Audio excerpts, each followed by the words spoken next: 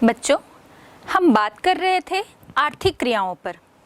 आर्थिक क्रियाएं, जैसा कि हमें पता ही है, जिनसे आय की प्राप्ति होती है। ऐसे कार्य जो हम करते हैं तो उनसे हमें आय मिलती है, वो हमारी आर्थिक क्रियाएं हो गई।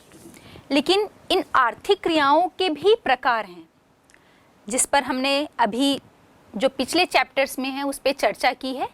पहला प्राथमिक क्रिया, दूसरा द्वितीयक क्रिया, और आज जिसमें हम बात करेंगे वो है तृतीयक क्रियाकलाप। मनुष्य सीधे जैसे ही पृथ्वी पर मनुष्य की उत्पत्ति हुई तो हम कह सकते हैं कि वो विकास के हर पड़ाव को एकदम से उस सीढ़ी पर तो नहीं चढ़ गया। धीरे धीरे धीरे एक एक सीढ़ी, एक एक स्टेप को वो क्रॉस करता गया, या हम कहें कि विकास के हर एक पायदान पर वो चढ़ता गया। तो जब स्टार्टिंग या सबसे शुरुआत के समय की हम बात करें तो हम कह सकते हैं कि जब आदि मानव का समय था तब वो संग्रहण, आखेट, उसके बाद फिर उसने विकास किया तो पशुचारण के बाद फिर से उसका विकास हुआ और उसने कृषि करना जो है वो प्रारंभ किया। तो हम ये कह सकते हैं कि ये जैसे जैसे कार्य आगे बढ़ते गए तो वो विकास के हर पायदान को पार करता गया है। और हमने बात की है कि कृषि या पशुचारण, आखेट, संग्रहण, ये सब प्राथमिक क्रियाकलाप हैं, क्योंकि ये सीधे प्रकृति से जुड़े हुए हैं। अब इसके बाद फिर से उसने अगले पायदान पर कदम रखा, और जिसे हम कहते हैं द्वितीयक क्रियाकलाप। द्वितीयक क्रियाकलाप क्या होंगे? जो प्राथमिक क्रियाकलाप से प्राप्त जितनी भी वस्तुएं या पदार्थ हैं उस पे वो रूप परिवर्तन कर देता है, उसके फॉर्म को चेंज कर देता है, तो हम कहते हैं कि द्वितीयक क्रियाकलाप है। और ये सीधे तौर पर विनिर्माण उद्योग से जुड़े हुए हैं। इस पे हमने बात की ही थी कि कपास जो है वो कृषि से संबंधित हो गया, कृषि से संबंधित कार्य है। लेकिन जैसे ही उस कपास में रूप परिवर्तन करके उससे धागे और रेशे निकाल कर मनुष्य जो है वो किसी उद्योग में, कारखाने में वस्त्र का, सूती वस्त्र का निर्माण करता है, तो वो उससे रिलेटेड सूती वस्त्र उद्योग हो गया। और कपास से कहीं ज़्यादा इम्पॉर्टेंट जो है वो आपका सूती वस्त्र हो गया। उसका मूल्य भी परिवर्तित हो गया और उसके रूप में भी परिवर्तन हुआ, जिससे उसकी वैल्यू और ज़्यादा, पहले से कहीं ज़्यादा बढ़ गई। तो ये बात हो गई थी द्वितीयक क्रियाकलाप की। लेकिन आप सोचिए कि जब आप दैनिक जीवन में हम कह सकते हैं, जो आप दुकान जाते हैं, दुकान से एक बिस्किट का पैकेट आप उठा कर ले आए, या एक पेन उठाकर आप ले आए, एक कॉपी ले आए, तो वो चीज़ आप तक कैसे पहुंच रही है? ऐसा तो नहीं है कि आप सीधे कारखाने में चले जाते हैं। भाई, जहाँ पर उत्पादन कार्य हो रहा है, हमने द्वितीयक क्रियाकलाप के अंतर्गत विनिर्माण उद्योग के संबंध में बात की थी, तो वहाँ से वो किसी व्यापारी तक आता है और उस व्यापारी से फिर आप उस चीज़ की खरीद फरोख्त करते हैं, उससे प्राप्त करते हैं। तो उद्योग से, विनिर्माण उद्योग से आप तक या व्यापारी तक, और व्यापारी से आप तक लाने का जो काम हो गया, या हम कहें कि कृषि से संबंधित भी प्राथमिक क्रियाकलाप में भी तृतीयक क्रियाकलाप का उपयोग होता है। उसके बिना हम उसकी कल्पना नहीं कर सकते, क्योंकि खेतों से जो कपास का उत्पादन हो रहा है, उस कपास को उस उद्योग तक लाने का, कारखाने तक लाने का काम, लौह अयस्क जो आपको धरातल से प्राप्त हो रहा है, किसी खनन क्षेत्र से प्राप्त हो रहा है, उस खनन क्षेत्र से उस उद्योग तक लाने का काम कहाँ से होगा? भाई, उसके लिए आपको परिवहन के साधन की आवश्यकता होगी। आप किसी परिवहन के साधन के द्वारा ही उसे कृषि फॉर्म से लेकर उद्योग तक, या खनन क्षेत्र से उद्योग तक, या फिर जो व्यापारी तक वो तैयार माल आया, उस व्यापारी से आप तक भी लाने के लिए हमें परिवहन, व्यापार और विनिमय की आवश्यकता होती है। तो हम सीधे तौर पर कह सकते हैं कि जो आज हम बात करेंगे टर्शरी एक्टिविटीज़ या तृतीयक क्रियाकलाप की, तो ये तृतीयक क्रियाकलाप जो हैं वो सीधे तौर पर सर्विस सेक्टर से जुड़े हुए हैं। मतलब सेवा जो क्षेत्र हैं उनसे ये जुड़ा हुआ है। एक बार हम थोड़ा सा डिटेल में और चर्चा कर लें, जैसे प्राथमिक क्रियाकलाप और ये प्राकृतिक संसाधनों का सीधा उपयोग। द्वितीयक क्रियाकलाप, इसमें मूर्त उत्पादन से संबंधित है, और इस मूर्त उत्पादन के लिए उत्पादन से जो संबंधित तकनीक है, मशीनरी है, औजार है, और ये सारे जो उत्पादन के प्रोसेस हैं वो किसी फैक्ट्री या कारखाने में संपन्न होंगे, तो इन सब की ज़रूरत पड़ती है, आवश्यकता होती है। लेकिन जब हम तृतीयक क्रियाकलाप की बात करते हैं तो तृतीयक जो क्रियाकलाप हैं ये मूर्त उत्पादन से संबंधित नहीं है, ये अमूर्त उत्पादन से संबंधित हैं। जैसे कि हम देख सकते हैं, आपकी कक्षा में आपको टीचर पढ़ाते हैं, या जब आपको फीवर आ गया, आपकी तबीयत सही नहीं रही, तो आप किसी डॉक्टर के पास जाते हैं। आपके घर में कोई घरेलू समस्या आ गई, कानूनी समस्या आ गई, तो उस कानूनी सलाह के लिए आप अपने किसी वकील के पास जाते हैं। तो ये सारे क्या हैं? टीचर के पास आप जा रहे हैं, टीचर मूर्त रूप में कोई उत्पादन नहीं कर रहा है, वकील कोई प्रोडक्ट या किसी वस्तु का निर्माण नहीं कर रहा है, डॉक्टर कोई उत्पाद नहीं बना रहा है, लेकिन अमूर्त रूप में, अप्रत्यक्ष रूप में हम कह रहे हैं कि वो आपको अपनी सेवाएं प्रदान कर रहा है। आप अपने शिक्षक के पास, अपनी शाला में इसलिए जाते हैं क्योंकि आपको ज्ञान अर्जन करना है, ज्ञान प्राप्त करना है, नॉलेज गेन करना है आपको। आपका जो डॉक्टर है वो आपको दवाइयाँ लिखता है, दवाइयाँ देता है, सलाह देता है, जिससे आप अपनी तबीयत को सही रखते हैं। तो भाई ये सारी चीज़ें हैं, ये अमूर्त उत्पादन से संबंधित है, डायरेक्ट किसी वस्तु का निर्माण नहीं किया जा रहा है, लेकिन ये आपकी आवश्यकताओं को संतुष्ट कर रहे हैं। आपके लिए अमूर्त रूप में हम कह सकते हैं कि नॉलेज भी क्या, नॉलेज तो ऐसी कोई भी टीचर जो है वो क्लास तो नहीं ले सकता, कोई व्यक्ति जो है वो क्लास नहीं ले सकता, ना किसी भी व्यक्ति से आप कानूनी सलाह ले सकते हैं। इसके लिए वो शिक्षक जो है या वो वकील या डॉक्टर, किसी भी की हम बात करें तो वो क्या करता है कि ये चीज़ें जो है वो थ्योरेटिकल और प्रैक्टिकली दोनों ही रूप से संबंधित हैं। पहले इन्होंने इस चीज़ की अच्छी तरह से पढ़ाई की और फिर उसको प्रैक्टिकल तौर पर उस पर एक रिसर्च किया, उसकी प्रैक्टिस की, और उसके बाद फिर वो इस स्टेज पर पहुँचे हैं कि वो अपना जो ज्ञान है वो दूसरे को प्रदान करते हैं। तो तृतीय क्रियाकलाप सीधे तौर पर सेवा क्षेत्र या सर्विस सेक्टर से संबंधित है। अब हम बात करते हैं कि इन तृतीय क्रियाकलाप जो किए जाते हैं, जैसे टीचर आपको ज्ञान प्रदान कर रहा है, या डॉक्टर जो है वो आपको दवाई दे रहा है, दवाई लिख रहा है, या एक और एग्जाम्पल ले सकते हैं, आपके घर में नल खराब हो गया है, या आप फर्नीचर का काम करवा रहे हैं, तो वो फर्नीचर का काम करने के लिए एक बढ़ई आ रहा है, या नल ठीक करने के लिए कोई प्लम्बर आता है, प्लम्बर ही उस काम को कर सकता है क्योंकि उसे उस चीज़ में विशेषज्ञता जो है वो हासिल है। आप और हम उस काम को अच्छी तरह से नहीं कर पाएंगे। तो ये जो जितने भी लोग ये सारे काम कर रहे हैं, जो हमें सेवा प्रदान कर रहे हैं, इनके लिए हम उन्हें कोई ना कोई भुगतान कर रहे हैं। जैसे डॉक्टर को आप फीस देते हैं तभी वो आपका इलाज कर रहा है, टीचर को सैलरी मिल रही है, प्लम्बर को आप मजदूरी के रूप में एक भुगतान कर रहे हैं, या आप बस से कहीं पर यात्रा करते हैं। हम परिवहन के अंतर्गत बात करें तो परिवहन भी एक सेवा है, क्योंकि वो आपको एक स्थान से दूसरे स्थान पर ले जाने का काम कर रहा है, और वो फ्री में नहीं करता। बस वाला जो है वो आपको ऐसे ही नहीं बैठाएगा, इसके बदले आप उसको कुछ भुगतान करेंगे, तभी वो आपको गंतव्य तक पहुंचाएगा। तो सेवा सेक्टर में, सर्विस सेक्टर में जो भी कार्य किए जाते हैं या जो उत्पाद दिए जाते हैं, हम कहें, उसके बदले उन्हें कोई ना कोई, किसी न किसी रूप में हम भुगतान करते हैं, तभी हमें वो सेवा जो है वो प्राप्त होती है। अब ये जो टर्शरी एक्टिविटीज़ है, या हम तृतीयक सेवाओं के अंतर्गत बात करें तो हम कहेंगे कि ये कर्मचारियों की कुशलता और उसके अनुभव पर निर्भर करता है।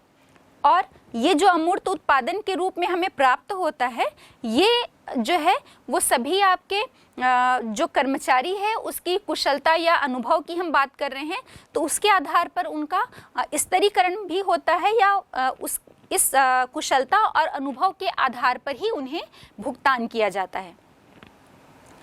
तो हम बात करते हैं टर्शरी एक्टिविटीज़ में कौन कौन सी चीज़ें आती हैं। तो व्यापार है, परिवहन है, संचार है और सेवाएं। ये ऐसी ये जो चारों चीज़ें हैं, हम ये कहें, या इसके तृतीय क्रियाओं के जो चारों पार्ट हैं वो ये हैं कि हमको उन्हें प्राथमिक क्रियाकलाप के अंतर्गत भी इसकी ज़रूरत पड़ेगी, और चाहे हम सेकेंडरी एक्टिविटीज़ की बात करें तब भी हमें इन सभी की ज़रूरत पड़ेगी, क्योंकि विनिर्माण उद्योग में जो उत्पादन हो रहा है वो जो उद्योगपति है जिसने वो इंडस्ट्री स्थापित की है, वो खुद के लिए तो वो इस्पात का निर्माण नहीं कर रहा है, उसे किसी न किसी अन्य उद्योग में कच्चे माल के रूप में या जो वो प्रोडक्ट बना रहा है वो किसी और को भेजना है। तो इसके लिए व्यापार की ज़रूरत पड़ेगी और विनिमय की भी आवश्यकता पड़ेगी, और वस्तुओं को एक स्थान से दूसरे स्थान तक ले जाने के लिए परिवहन की आवश्यकता पड़ेगी, और सेवाओं की ज़रूरत पड़ेगी। सेवाओं की ज़रूरत इसलिए पड़ेगी चाहे वो बीमा हो या बैंक है, ये सभी भी क्या हैं, सेवाओं के एक रूप हैं। तो जब लेन देन का, विनिमय या व्यापार का कार्य किया जाएगा तो नेचुरली है कि हमें उसमें बैंकिंग सेवा की ज़रूरत पड़ेगी ही। इतने बड़े स्तर पर पैसों का लेन देन होता है तो हमें बैंकिंग सेक्टर की भी ज़रूरत पड़ती है, और चीज़ों को कहीं नुकसान ना होने पाए, या यदि हो भी जाता है तो उसकी भरपाई के लिए हमें बीमा सेक्टर की भी ज़रूरत पड़ती है। तो ये सेवाएं भी इसके अंतर्गत, हम सेवा क्षेत्र के अंतर्गत इन सभी को लेते हैं। तो हम बात करते हैं कि प्राथमिक, द्वितीयक और तृतीयक। तो जहां प्राथमिक कच्चे माल से संबंधित, द्वितीयक क्रियाएं उद्योग से संबंधित, तृतीयक क्रियाएं जो हैं वो उपभोक्ता से संबंधित हैं, और ये उपभोक्ता किसी उत्पाद को उपयोग के बदले, हमने बताया कि कोई ना कोई किसी न किसी रूप में वो भुगतान करता है, और ये सीधे तौर पर संबंधित है ज्ञान से, नॉलेज सेक्टर से ये संबंधित है। तो आइए अब हम बात करते हैं आगे कि तृतीय क्रियाकलाप के जितने भी हमने देखे प्रकार, तो उसमें एक एक करके हम विस्तृत रूप में चर्चा करेंगे। अब हम बात करते हैं तृतीय क्रियाकलाप के प्रकारों पर। तो इसमें हमने देखा कि व्यापार, परिवहन, संचार एवं सेवाएं तृतीय क्रियाकलाप के अंतर्गत आते हैं। तो इसमें सबसे पहले हम बात कर लेते हैं व्यापार पर। व्यापार ये शब्द पुराना नहीं है, बहुत प्राचीन है, और बहुत प्राचीन काल से ही ये जो व्यापार है वो किया जाता रहा है। जैसे हमारे भारत में जो मसालों का उत्पादन होता है उसका भी व्यापार जो है वो बहुत प्राचीन काल से होता आ रहा है, या हम कहें कि प्राचीन काल से ही रेशम मार्ग के द्वारा रोम, इटली, इन देशों की तरफ जो है वो व्यापार होता था। तो इसमें सबसे पहले तो हम समझ लें कि व्यापार क्या होता है। व्यापार का मतलब होता है वस्तुओं का लेन देन, या हम कह सकते हैं वस्तुओं का क्रय विक्रय, खरीदना और बेचना, इसे ही तो हम कहते हैं व्यापार। प्राचीन समय में हम देखते थे कि जो वस्तुओं का जो क्रय विक्रय है, जैसे किसी को दूसरे वस्तु की आवश्यकता है, मान लो मुझे आटे की आवश्यकता है और दूसरे को सब्जी की आवश्यकता है, तो वस्तुओं का लेन देन के माध्यम से उसमें पैसे नहीं, जितनी सब्जियां उस 1 किलो आटे के बदले आते हैं तो उतना मैंने 1 किलो आलू ले लिया और उसके बदले में उसे ज़रूरतमंद को आटा दे दिया। अब इसका जो स्वरूप है वो बहुत हद तक जो है वो चेंज हो गया है। हालांकि हम देखेंगे कि विश्व के भी बहुत से ऐसे क्षेत्र हैं जहां पर इस प्रकार का व्यापार होता है, लेकिन अब इसका स्वरूप जो है वो बहुत चेंज हो गया है। तो सीधी सी बात, जब हम किसी वस्तु को खरीदते हैं या बेचते हैं तो उसे हम व्यापार कहते हैं, और इस व्यापार का एकमात्र उद्देश्य होता है लाभ कमाना। मतलब जब भी व्यापार किया जाएगा तो उसका उद्देश्य लाभ कमाना होता है। अब ये व्यापार कई स्तर पर, राष्ट्रीय स्तर पर भी हो सकते हैं, अंतर्राष्ट्रीय स्तर पर भी हो सकते हैं। और व्यापार के जन्म के लिए या व्यापार की शुरुआत कैसे हुई हम कह दें तो ये मान सकते हैं कि हम पूरी पृथ्वी पर ये देखेंगे तो हमें प्राकृतिक विषमता देखने को मिलती है।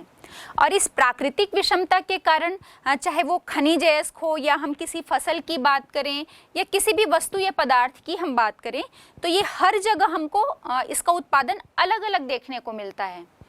कहीं पर दूध जो है वो अधिक उत्पादन हो रहा है तो डेयरी प्रोडक्ट से रिलेटेड जो चीज़ें हैं वो वहाँ पर उत्पादित की जा रही हैं।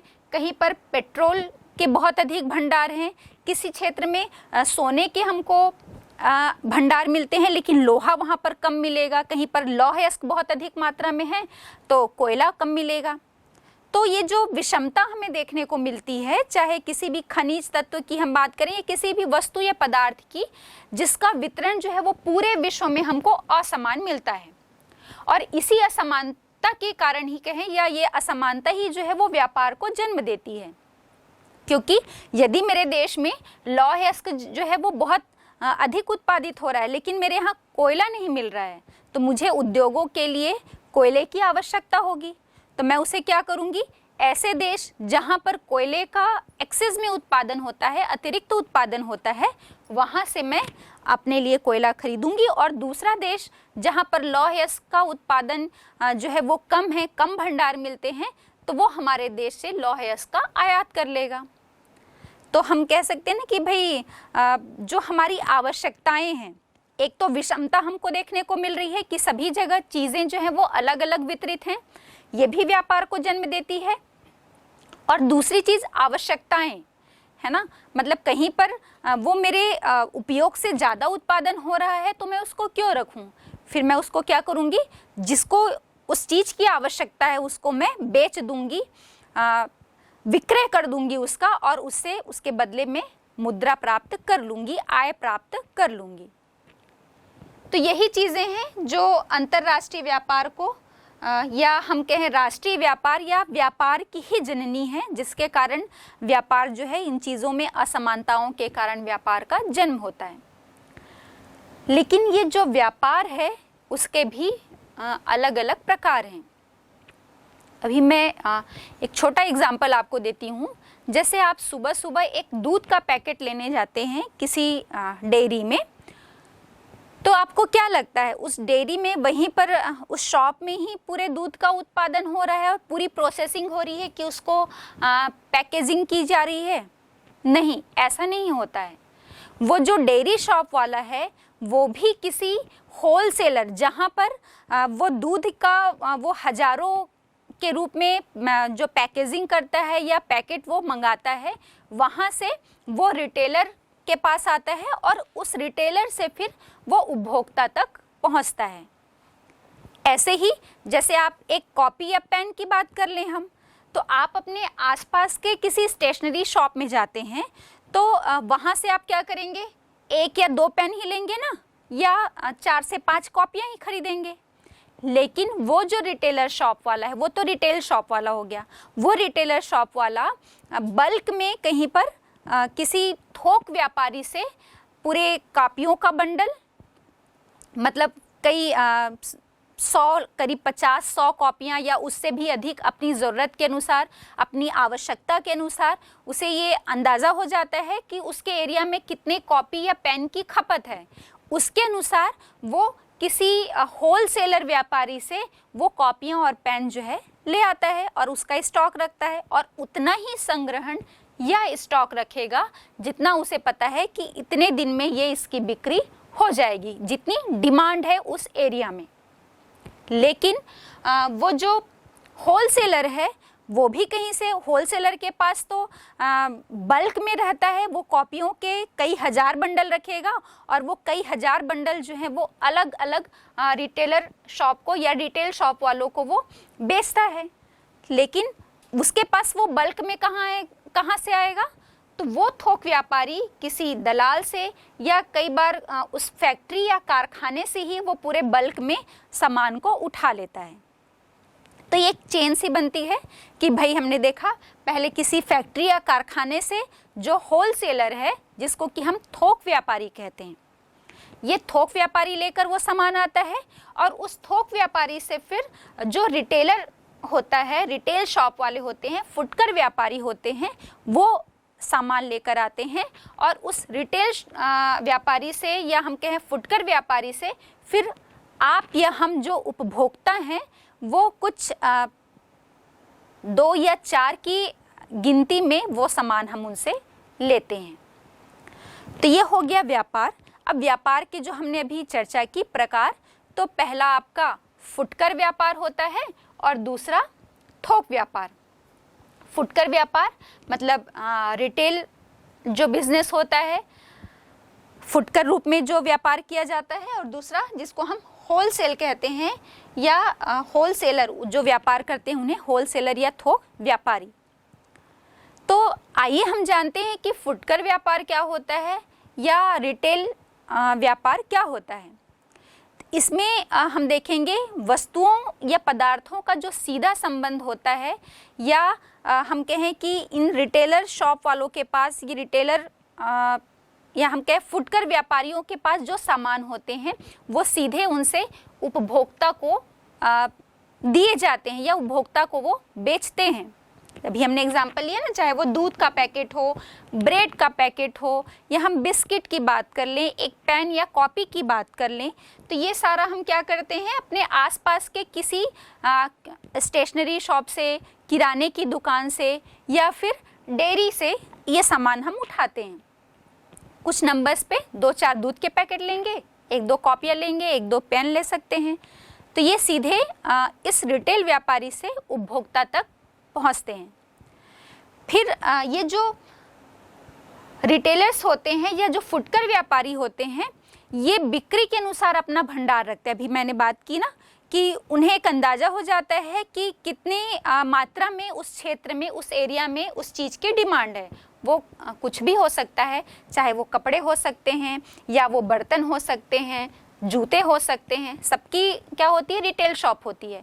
तो उन व्यापारियों को एक अंदाज़ा हो जाता है और वो देखते हैं कि वहाँ उस चीज़ की कितनी डिमांड है उस एरिया में, और उसके आधार पर ही वो क्या करते हैं, उसका स्टोरेज रखते हैं, उसका भंडार रखते हैं। बहुत ज़्यादा मात्रा में वो स्टोरेज नहीं करते, वो उतनी ही मात्रा रखते हैं जितनी खपत हो जाए। अब इसी में भंडार रहित उदाहरण में भी हम देख सकते हैं कि कुछ फेरी वाले आपके घर के दरवाजे तक आते हैं। वो कपड़े के लिए हो सकते हैं, या कुछ चिप्स के पैकेट के सामान के लिए हो सकते हैं, या ठेले में कुछ ठेले कुमचे वाले आते हैं खाने का सामान लेकर, या फिर कुछ छिटपुट बर्तन प्लास्टिक के सामान लेकर, कुछ खिलौने लेकर। तो ये सभी जो हैं ये भंडार रहित उदाहरण है। हम कह सकते हैं ये भी फुटकर व्यापारी ही होते हैं, लेकिन ये डोर टू डोर जो है वो सर्विस देते हैं। आपके दरवाजे तक पहुंचते हैं कि क्या आपको ये लेना है, आपको कपड़े लेने हैं, आपको कुछ ये प्लास्टिक के खिलौने लेने हैं।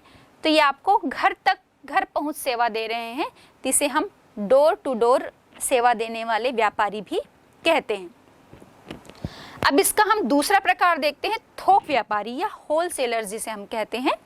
होलसेलर जो होते हैं ये किसी दलाल के माध्यम से, या जो सौदागर हम कह सकते हैं कि जो डायरेक्ट फैक्ट्री और होलसेलर इनके बीच की कड़ी का काम करते हैं, या फिर ये खुद ही जो होलसेलर होते हैं डायरेक्ट उस फैक्ट्री या कारखाने से ही एक बहुत बड़े पैमाने पर, एक बहुत बड़े बल्क पे वो क्या करते हैं, सामान को उठा लेते हैं, और इनके द्वारा जो व्यापार किया जाता है उसे हम थोक व्यापार या होलसेल व्यापार कहते हैं।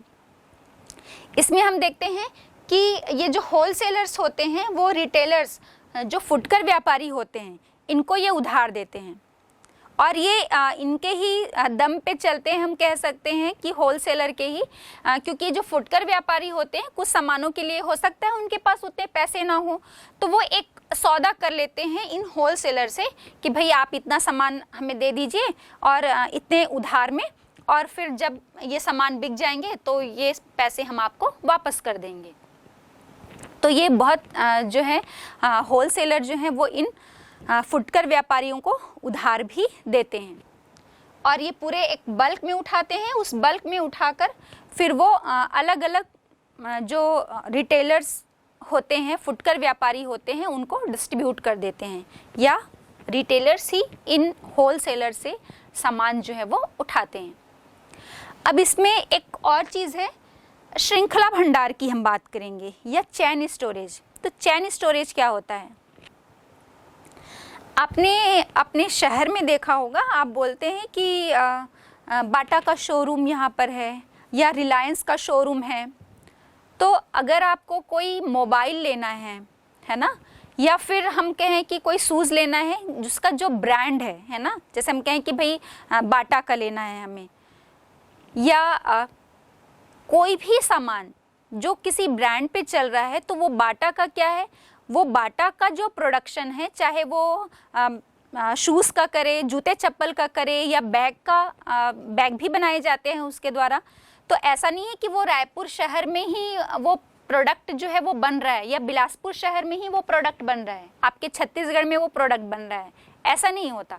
वो जहाँ पर ये कंपनी एक थोक में, एक बल्क में जो वो प्रोडक्शन जिस कारखाने में वहाँ पर उसका उत्पादन किया जा रहा है, वहाँ से वो क्या होता है, सीधे अलग अलग जो होलसेलर्स होते हैं वहाँ से होलसेलर्स उस सामान को उठा लेते हैं एक बल्क में, और उसके बाद एक चेन बनती है। फिर वो अलग अलग डिस्ट्रिक्ट में हम बात कर लें या अलग अलग स्टेट में उसको वो होलसेलर जो हैं उठा लेते हैं और उसके अलग अलग शोरूम जो हैं वो उन स्थानों पर स्थापित कर दिए जाते हैं। फिर हम कहते हैं कि हमको लेना है तो इसका शोरूम यहाँ भी है, बिलासपुर में भी है, रायपुर में भी है या भिलाई में है, हम किसी भी शहर की बात कर सकते हैं।